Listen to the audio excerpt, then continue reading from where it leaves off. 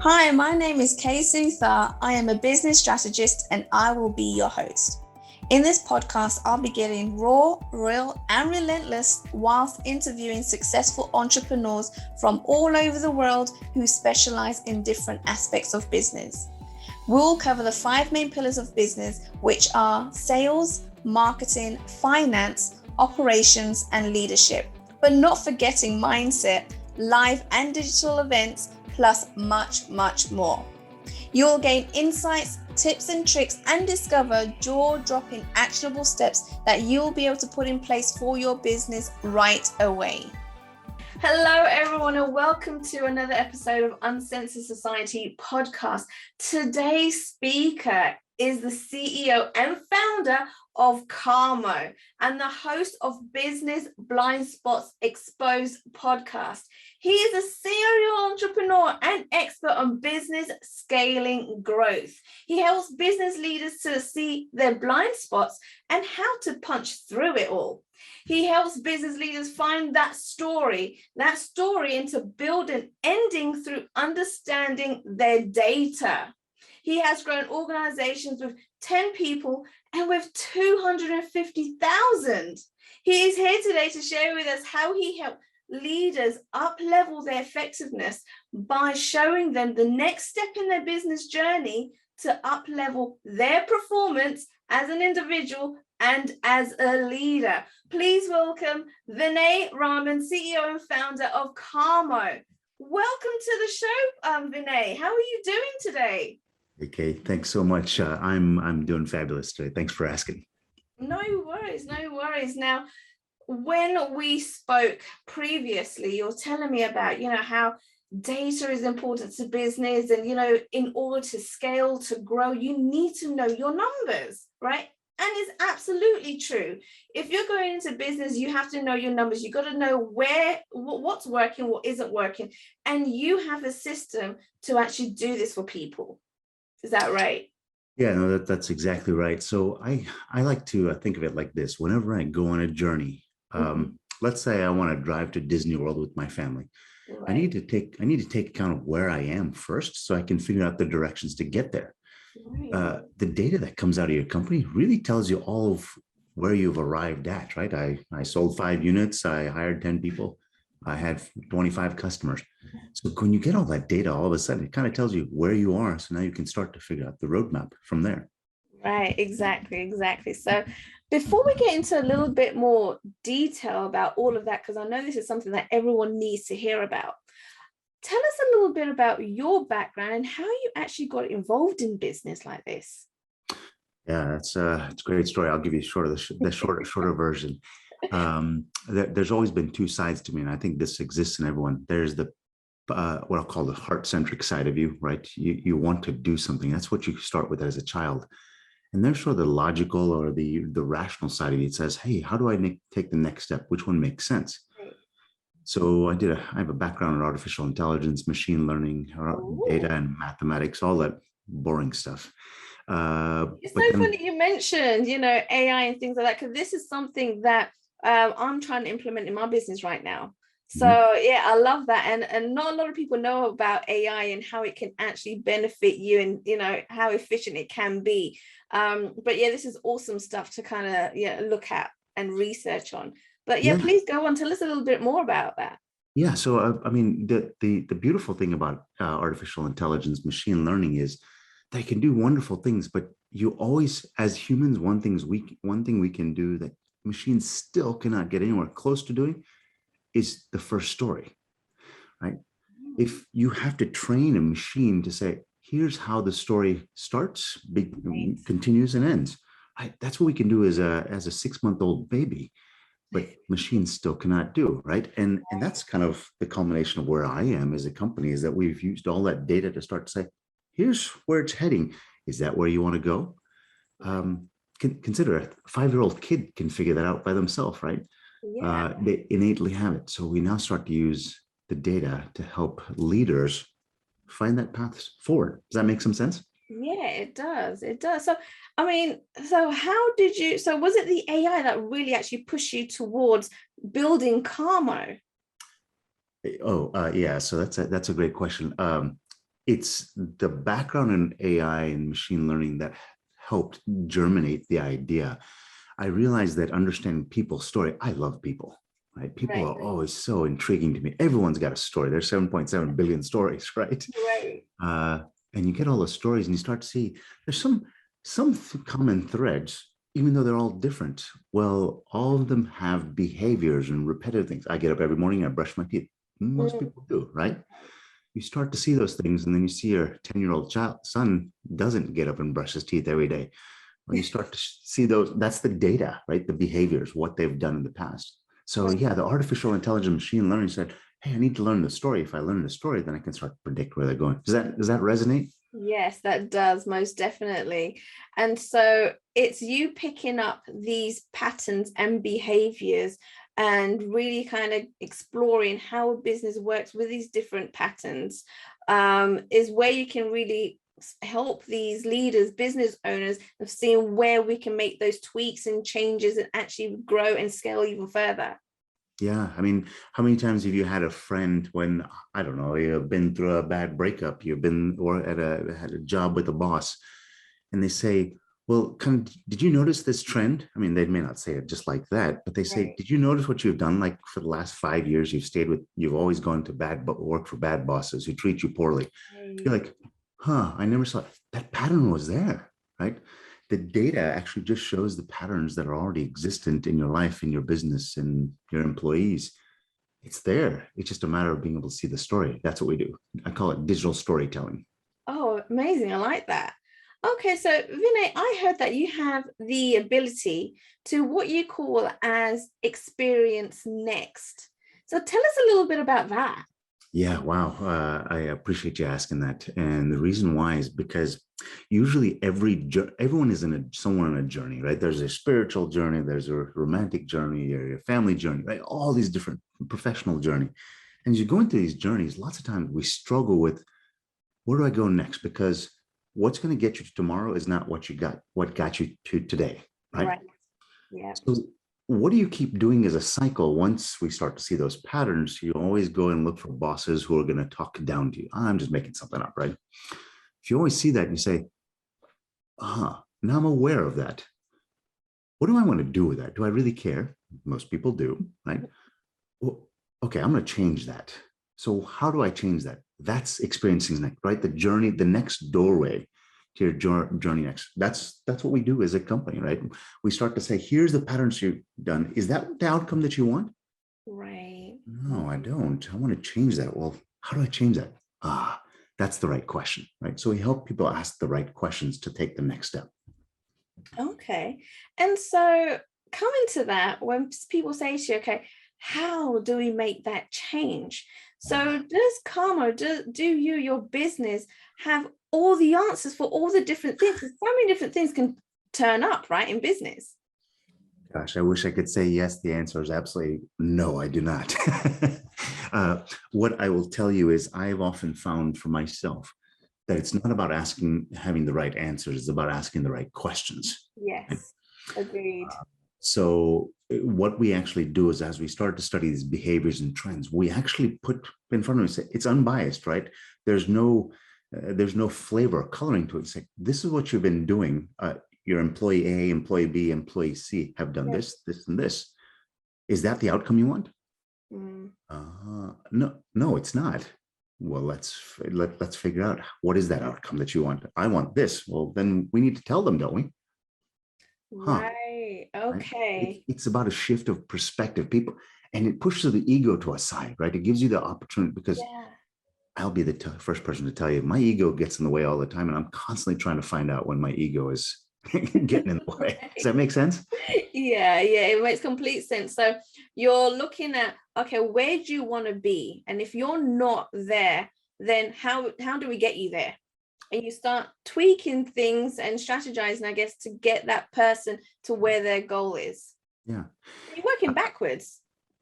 Yeah. I mean, so I heard this fantastic stat a few weeks ago. It says the average Olympic athlete has 9 coaches. 9 coaches. No way. That's a lot, right? Yeah. And what does a coach do? I mean, Tiger Woods or Michael Jordan, I mean, any of the greats in sports, what do? It's not that they, I had a coach that told me as a kid, right? Practice doesn't make perfect. Perfect practice makes perfect, right? So are you practicing perfectly? That's what coaches do, right? They tell you, say, hey, here's something that you're doing that's not aligning with where you want to go. Do you want to tweak it? And they say, yes, I want to tweak it. Well, that's when the greats get better because they keep practicing those behaviors, those muscle memories that are exactly that leads them to the outcome that they want. We show them where those deltas are between where they want to be and where they are. Does that make sense? Yeah, it's almost like you're spotting their habits as well, right? What habits are working for them, what habits aren't. And if it isn't working for you, well, let's change it. Yeah, that's right. That's amazing. So what actually qualifies you as an expert in this field, Vinay?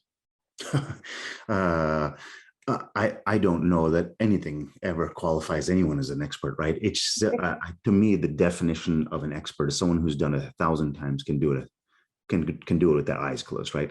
And they can simplify it to a way that you can say it in one sentence. Albert Einstein said, if you can't say it in one sentence, you don't understand it, right?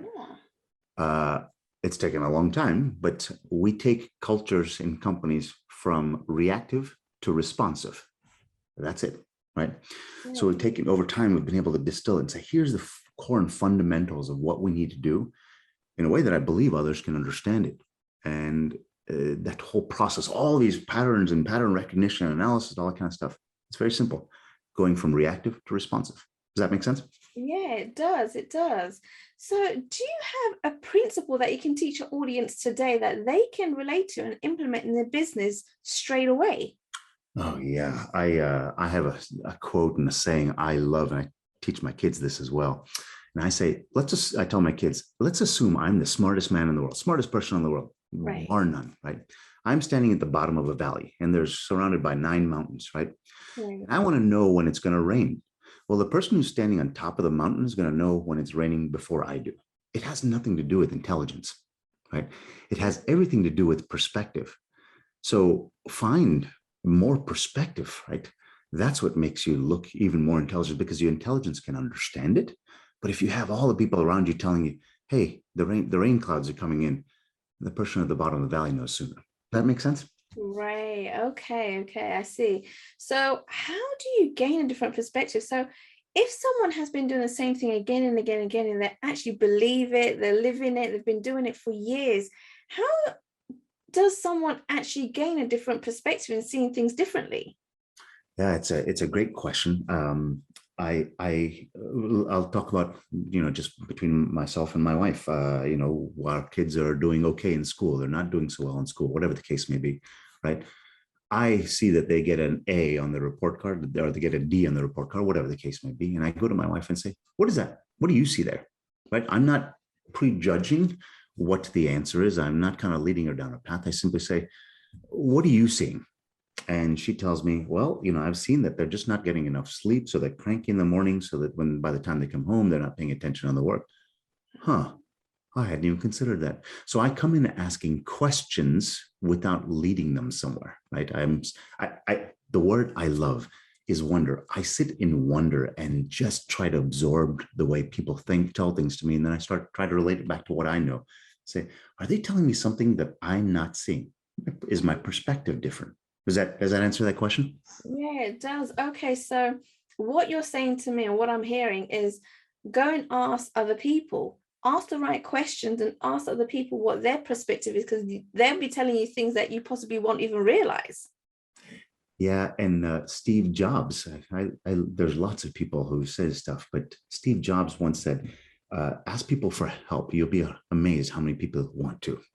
Right? Yes, definitely. I have people, I don't pay anything. They're advisors to the company, and they've been with me for 2, 3, 4 years because they love the fact that I ask. Right. Go, I haven't seen that before. And stuff happens. It changes because they gave me some insight that I couldn't see. It makes me stronger.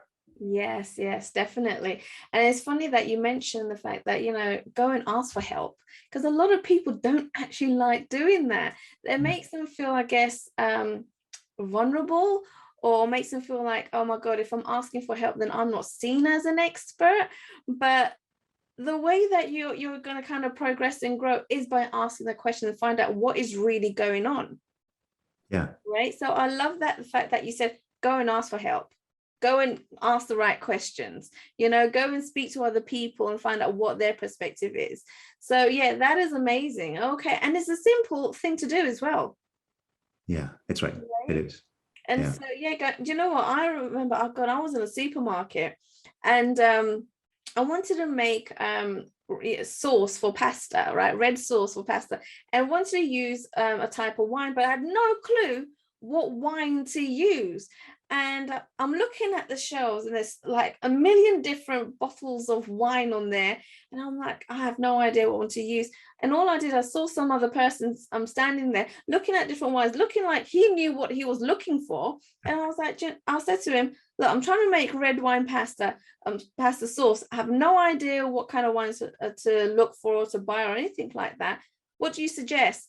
And he just said to me, get an Italian and make an Italian dish, get an Italian wine. And they said to me, this one, and this one is a good one to try. I've done it in my pasta sauces. It's turned out amazing. I was like, wow, simple as that. Rather than just looking idle at the shelves, wondering what type of wine I'm going to buy, just ask somebody, right?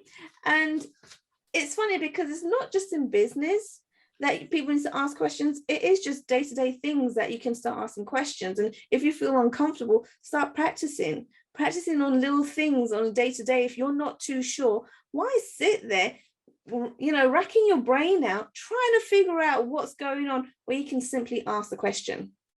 So I want to tell you a quick paradox here that I realized a long time ago. I will tell you, I like to think of myself as a very intelligent, smart guy. So I didn't ask a lot of questions. Right. I could figure it out. I can understand by myself. But then I realized one day, I'm scared to go ask other people for questions for fear of it looks like I don't know. But where did I get all my knowledge? I got it from books. Where do books come from? Other people. Exactly. Everything I know in my head comes from somebody else. Right. End of story. Yes, definitely. So yeah, why not just go and ask the source, right? Find out. Exactly. Right. I love that. Thanks for that. And that is something that people can apply immediately in life and in business. Go ahead and try that out, guys. It'll give you a different perspective and you'll be able to get the answers a lot quicker. Yeah, absolutely. And so it'll be great to hear some of the recent success stories you've had with your clients and how this has worked out for them. Yeah. So, I've got a story here that was a little awkward when it happened. I was actually a little butterflies in my stomach that I was going to lose them and this is going to turn sour. Ooh. But let me tell you how this actually turned out. So we presented a visualization. So we create some behavioral graphs. You've seen like these Myers-Briggs type indicators, and Enneagrams, and DISC assessments, right? We have the ability of creating these assessments, personality assessments for employees and roles, right? So there's how they're supposed to behave, right? And here's how we overlay that person's behaviors on top of it. Right. We went and showed one behavior of an employee to the chief operating officer and senior vice president of operations for a really large company. I was walking them through it, and it showed that they're making lots of revenue per hour because these were our employees that go out in the field and work for their customers. They were doing high revenue per hour. There were safe breakers because they drive vehicles, safe braking, safe acceleration. Right. And then they looked at it and it says they're not making lots of visits. And they said, Vinay, this cannot make any sense here. And I'm a little bit lost because I don't know the stories, right? And they said, Vinay, I got to tell you, I'm looking at this stuff and I don't think you guys know what you're talking about here. I think you're making something up. Right. I will tell you, I'm starting to fall a little bit into a defensive mode. I'm saying, well, hold on a second, but I'm just showing you your data. And I said, so are there any other stories in your head that are kind of coming up for you? And they said, well, look, just looking at this stuff, I just don't think you're presenting it properly. I mean, we've had absenteeism problems in the past, but that's about the only thing that comes to mind. I said, can I just do some research and I'll come back to you and let me ask. I got to tell you, I was feeling very uncertain at that point, right? I've just screwed this up. I go back and get some of my team to show me this employee had actually only worked 68% of the time of the average employee. So they were absent 32% of the time. Interesting. So I showed this to them and they looked at it and they said, well, wow, this problem seems to be a lot more prominent than we expected. I said, yeah, as a matter of fact, when I look at this particular office, it's actually significantly more prominent than it is in other offices. Wow. They said, wow, so they've got employees who are not showing up 30% of the time, 35% of the time, 40% of the time.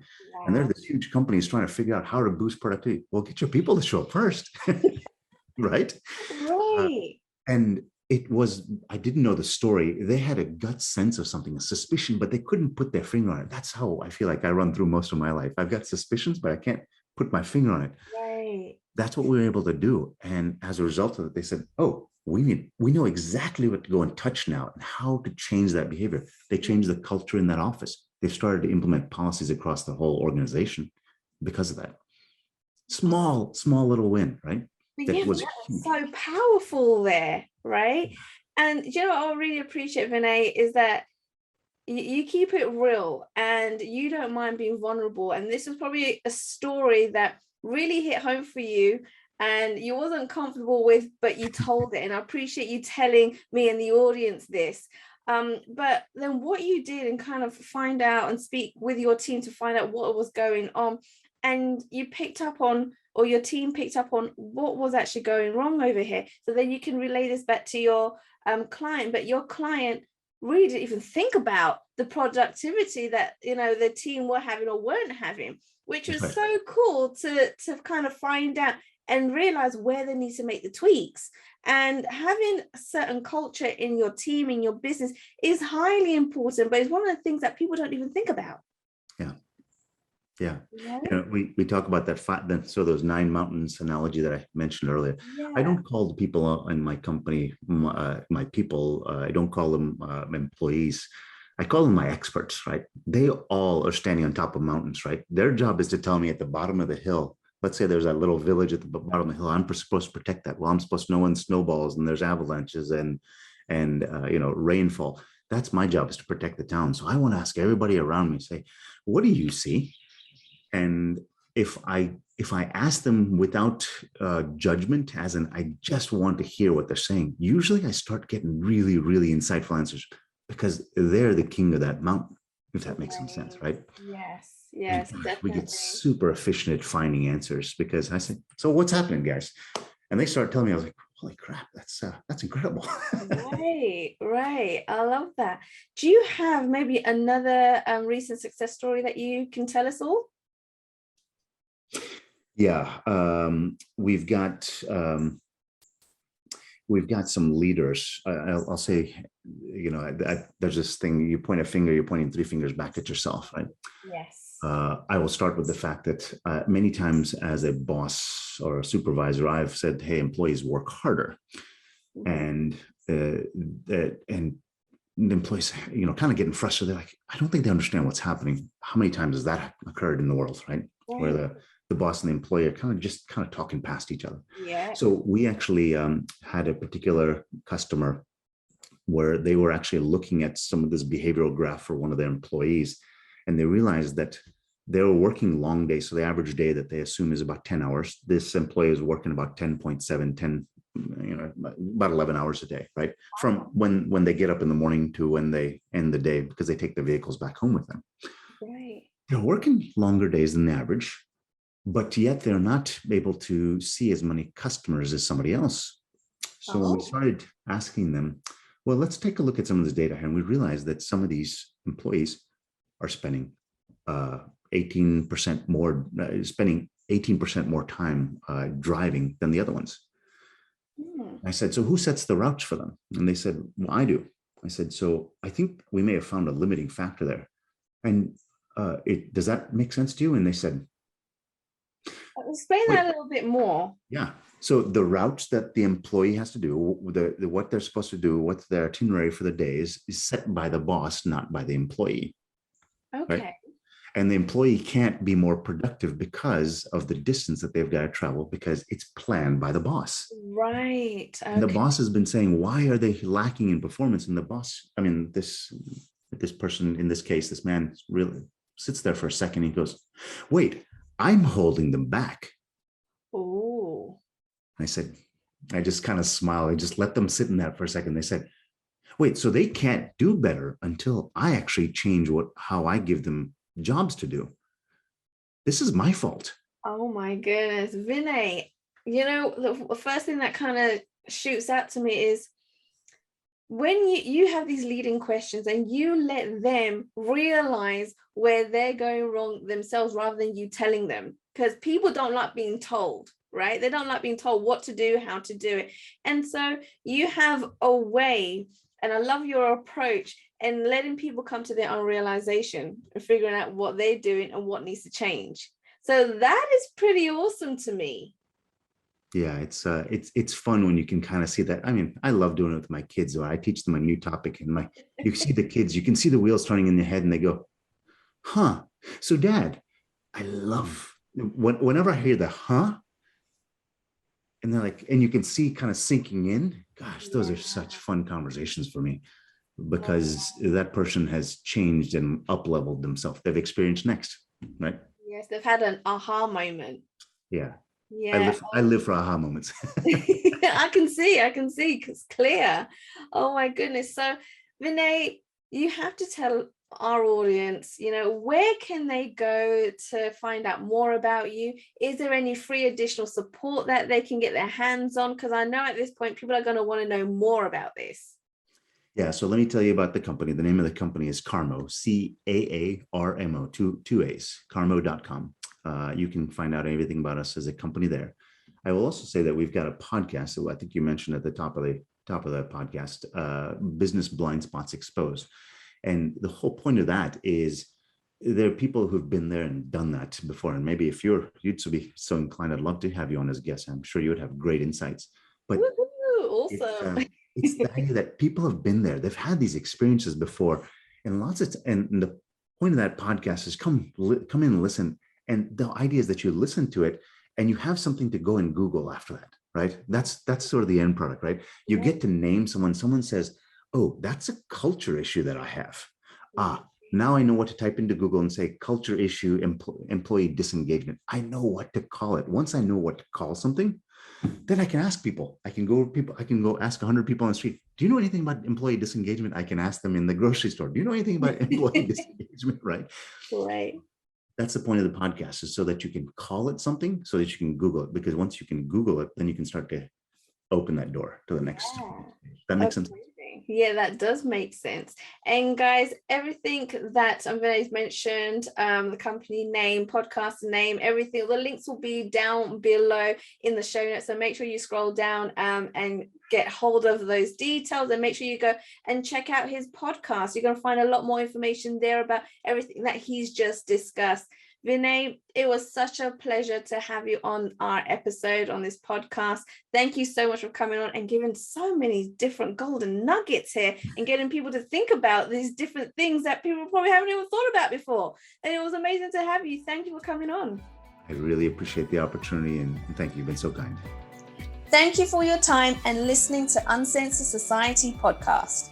All resources mentioned throughout the episode will be added to the show notes, and you'll be able to find them at the bottom as you scroll down. Don't forget to go ahead and subscribe and leave a review in iTunes. Thank you once again.